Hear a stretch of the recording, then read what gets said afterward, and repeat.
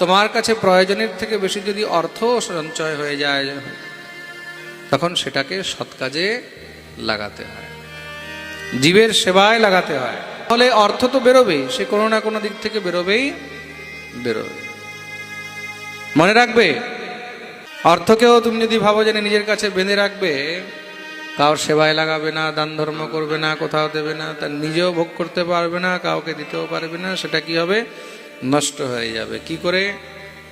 হয়তো মহারাজ ডাক্তারের কাছে যাবে, নয় উকিলের কাছে যাবে, নয় পুলিশের কাছে যাবে, না হয় রাজার কাছে যাবে, কোনো না কোনো রাস্তা দিয়ে সেটা বেরোবে।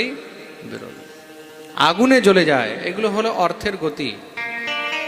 চোর চুরি করে নেবে, আগুনে জ্বলে যাবে, ডাক্তারের কাছে যাবে, উকিলের কাছে যাবে, রাজদণ্ডে চলে যাবে, কোনো না কোনো রূপে সেটা নষ্ট হবেই হবে। প্রেম সে